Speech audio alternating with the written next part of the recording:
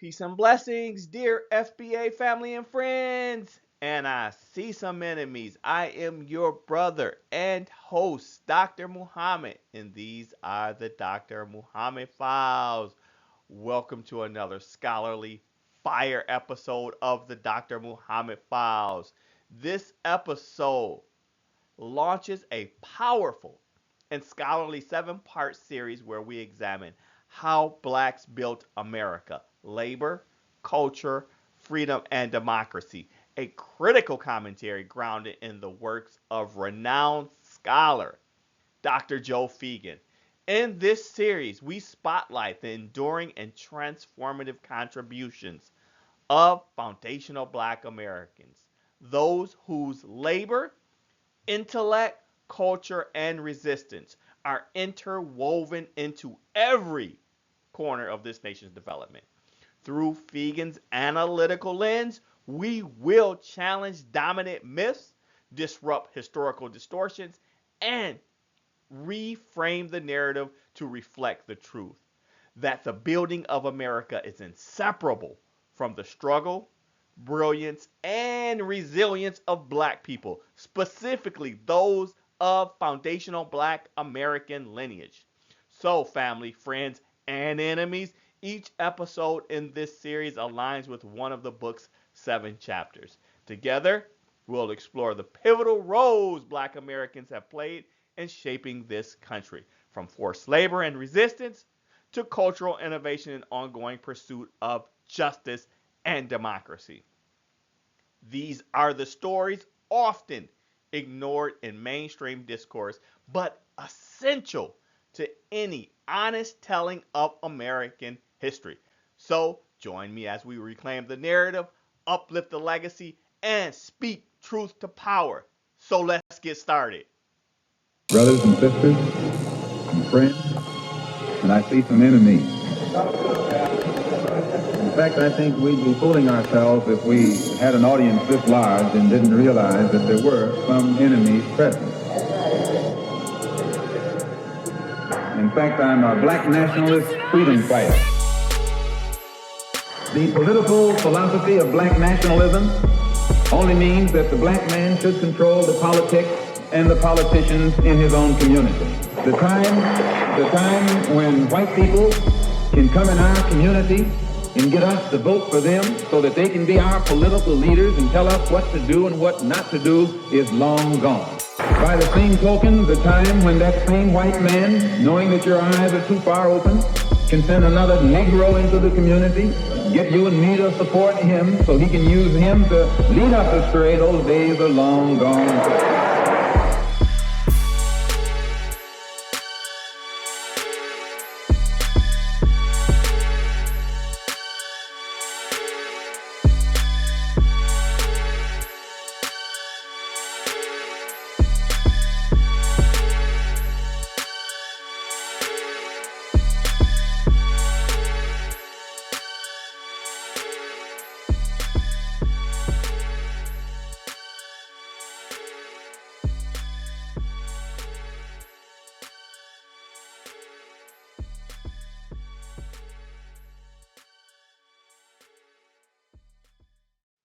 All right, FBA family, friends, and enemies. I want to give a strong shout out to my son, Tariq, for that fire intro. So before we begin, I want to emphasize the term foundational Black American to accurately reflect our identity. I'll use foundational American except when using direct quotes. I say this because Dr. Feagin, in his although masterful piece, he uses the misnomer of African American. We no longer identify as African American. That is of the past, just like the terms colored, Negro, and now we're putting to bed the misnomer of African American. We are not generic Africans. We had an ethnogenesis. We identify as foundational Black Americans, and that's how I will identify, except when using direct quotes. So let's get into it. So as we dive into chapter 1, titled White Racism, Black Resistance, based on the work of Dr. Feagin. This chapter pulls back the curtain on a deeply rooted mythology that dominates the American narrative.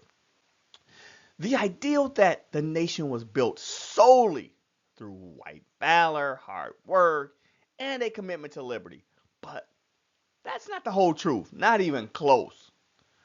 Feagin opens up by confronting the central lie embedded in American mythology that the founding of this nation was a heroic effort toward democracy. In truth, the founding was also about preserving a system of white supremacy and rich white elites through the exploitation and dehumanization of black bodies. Over nearly 400 years, 60, listen to this, FBA family friends and enemies. You always hear about the Holocaust, the atrocity of the Holocaust, I might add. But you never hear about the nearly 400 years, 60 to 70 million black Americans, or as I'll refer to us in this space, foundational black Americans have survived and resisted a system built to keep us on the bottom. From chattel slavery and legal apartheid to redlining, police violence, and mass incarceration, our existence in this country has been shaped by a constant struggle against systemic anti-black racism, white supremacy. And yet, we've always resisted.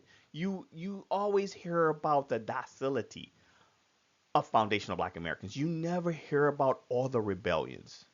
That resistance in all its forms, from revolts and uprisings to cultural creation and intellectual critique, has shaped the soul of this nation just as much as any founding document. I'll say that again. Our revolts and uprising has created the cultural and intellect of this nation just as much as any founding document. Feagin argues that an honest retelling of American history requires not just acknowledging these truths, but centering them. Centering them on the fact that foundational black Americans built America. That means rejecting sanitized textbooks and confronting the fact that many so-called heroes of the American Revolution were not fighting for universal freedom, and they weren't. They were fighting for white dominance. They were fighting to protect an economy powered by stolen black labor. That economy was built on the backs of our ancestors. Wasn't a side effect of the nation's founding. It was the foundation. I'll say that again. It wasn't a side effect of the nation's founding. That is our stolen black labor. It was the foundation. So in this episode, we're not just unpacking history. We're exposing how systemic anti-black racism was deliberately baked into the very structure of the United States from the beginning to now. Let's break it down. So when we talk about the founding of the United States, we're often fed a narrative of liberty, justice, and revolutionary ideals. But the reality is far more complex and far more brutal. The fact is, systemic anti-black racism wasn't something that developed after the founding. It was actually woven into the nation's blueprint, from the Constitution's third, fifth clause to laws that criminalize literacy for enslaved black people, to land theft and the denial of citizenship. We hear about the 14th Amendment right now, right? For illegal aliens. Well, that 14th Amendment was for foundational black Americans who were enslaved, period. No one else. I digress. That's for another podcast. But every major institution was designed, FBA family friends and you enemies, it was designed to protect white wealth and power while subjugating black bodies. Foundational black Americans were never meant to benefit from the quote unquote freedoms outlined in the founding documents. Our labor built the wealth of this nation. I'll say that again, foundational black American family, friends, and you enemies, you need to know this. Our labor built the wealth of this nation. Yet we were denied humanity in its laws. So when we say systemic racism is baked into America, we mean that it's not a glitch, it's the system functioning exactly as it was intended. Understanding that truth is the first step toward what? Dismantling it. These points, they highlight the reality that systemic anti-black racism was an unintended consequence. It was intentionally embedded in the nation's legal, political, and economic foundations. From the Constitution itself to the legal codes that criminalize black life, every institution was designed to protect white supremacy. Not my words, white supremacy, but their words. And the wealth this country enjoys. It was built on the backs of enslaved foundational black Americans without compensation, without justice. That's why when we talk about dismantling anti-black racism, reparations, we have to understand we're not fighting a broken system. We're challenging a system functioning as it was intended. So when we say systemic anti-black racism was baked into the founding of this country, we're not speaking in a metaphoric sense. We're speaking to a documented reality. Empirical evidence shows this. In fact, Dr. Joe Feagin breaks this down in chapter 1 under the section Systemic Racism, Its White Frame. He outlines exactly how anti-black racism has functioned as a foundational operating system in the U.S. Not just a series of individual acts or isolated events. He writes, over the long history of white oppression of Americans of color, racism has been systemic and foundational and has excuse me and has included one, the many exploitive and discriminatory practices of whites, two, the significant resources, privileges, and power unjustly gained by whites and institutionalized in a dominant racial hierarchy. Three, the maintenance of substantial racial inequalities by well institutionalized social reproduction mechanisms. And four, the many racial prejudices, stereotypes, images, ideologies, emotions, interpretations, and narratives that constitute the dominant white racial frame, the worldview that rationalizes and implements everyday racial oppression. In other words, family, FBA family, friends, and of course you enemies, the system isn't broken. It was built this way. And that white racial frame Feagin refers to, it's not just about attitudes. It's a structure embedded in laws, media, institutions, and just everyday practices that continues to uphold anti-black oppression and anti-black racism, especially against foundational black Americans. You hear all the time, oh, you're not oppressed. We're not speaking individually. We're speaking systemic. So when we think about systemic, right, we think of how American history is taught, right? Institutions like education, K through 12, higher education, from elementary to higher ed.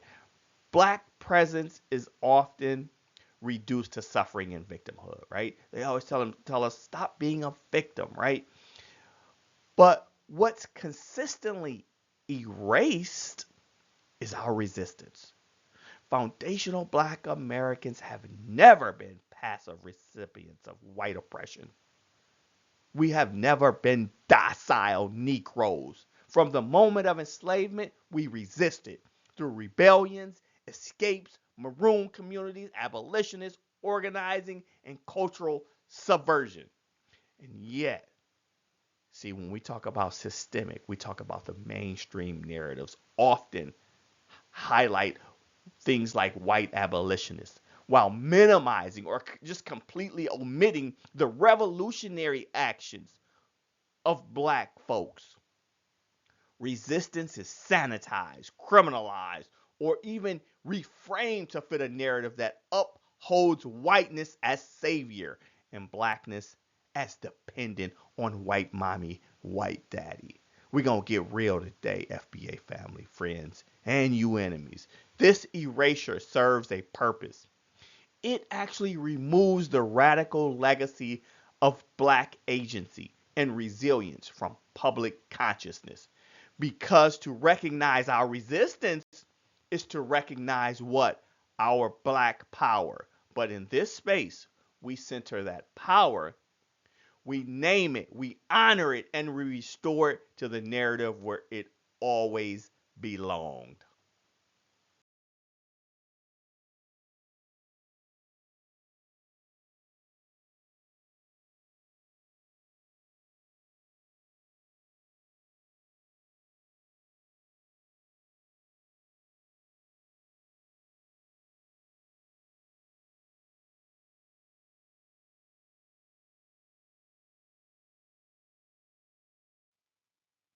In fact, Dr. Feagin makes it plain. This erasure is no accident. In his section called Covering Up Racist History, he confronts the consequences of telling the truth about black resistance and white oppression. He asks, what happens when we actually tell an accurate story of African Americans in United States history? He opined, given the massive historical cover up, what are the contemporary consequences of telling an accurate story of the role of African Americans in U.S. history? Bringing an honest account of white on black oppression and black resistance to oppression into the retelling and writing of U.S. history would require a dramatic change in that history's overall presentation and general interpretation. Feagin reminds us that an honest retelling would fundamentally disrupt the myth of American white exceptionalism. Why? Because the true story is bloody, immoral, and enduring.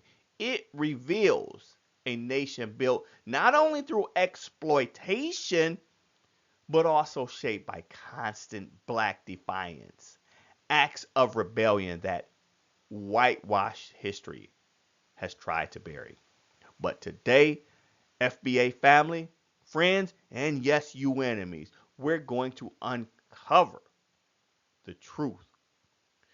Dr. Feagin writes, over nearly 4 centuries, a great many Africans and African Americans fought back, highlighting slave revolts, shipboard resistance, and everyday acts of sabotage. These were not isolated incidents, family, friends, and enemies. At least 300 documented revolts took place during U.S. slavery. That's only the ones documented. How many more were not documented? Yet, how many of these stories appear in our textbooks? You may hear about one, Nat Turner, maybe. This historical cover up does more than distort the past. It shapes how black people are perceived and even treated today by ignoring our legacy of resistance.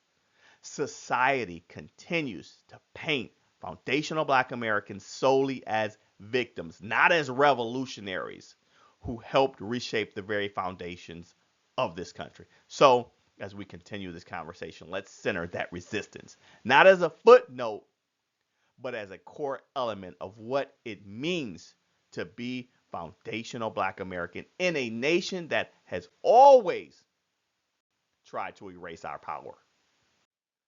When we bring foundational black Americans to the center of the story, not as side characters, side notes, not as victims, but as builders, resistors, and visionaries. Everything changes. It forces us to confront a reality that many are still uncomfortable with.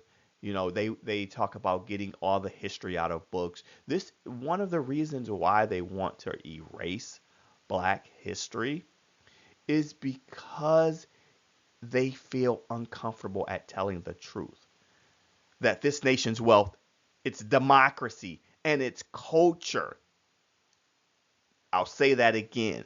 The nation's wealth, its democracy, and its culture were all shaped in direct response to our presence, our free labor, and our resistance. So understanding that truth shifts the foundation of American history. And it demands that we tell a different story moving forward. One that's honest, one that's whole. And when we talk about recentering the truth, about understanding this country's past and present through the lens of foundational black Americans, we also have to talk about how that truth has been consistently distorted. Dr. Feagin makes this point crystal clear in his section called Positive Black Exceptionalism. He writes, well until the 21st century, and assisted by the mass media and popular culture, this negative framing has commonly exaggerated and racialized notions of gang members, thugs, lazy workers, or welfare recipients. This white pattern has been true for many decades. That's the legacy, FBA family friends, and I know you enemies still lurking. That's the legacy of the white racial frame, a system of ideas and images that distorts who we are as FBA. It erases our brilliance and devalues our contributions. It doesn't just rewrite the past. If you think about it, it reshapes how we are treated in the present. But Feagin doesn't stop at the problem. He reminds us of something powerful. He continues, there is an extraordinarily important and positive black exceptionalism that is constantly revealed in the centuries long history of this society. That's the true story we're telling in this series. Not just the pain, but the power. Not just the oppression, but the resistance, the genius, the legacy. In future episodes, we'll actually unpack that black exceptionalism in depth through our intellectual traditions, our cultural innovations, and the radical courage that defines the foundational black American experience. So, FBA family, friends, and enemies, as we close out this first episode, remember the dominant narrative was never meant to include us. Not truthfully, not wholly, but through this series, we are reclaiming the frame. We are centering the voices, the resistance, and the brilliance of foundational black Americans through our excellent work with Dr. Feagin. So remember, the fight for foundational black American recognition is far from over, but through education, activism, and self-determination, we will reclaim our rightful place in history. Our ancestors built this nation brick by brick, law by law, institution by institution. And now it is our duty to secure the justice, wealth, and legacy they were denied.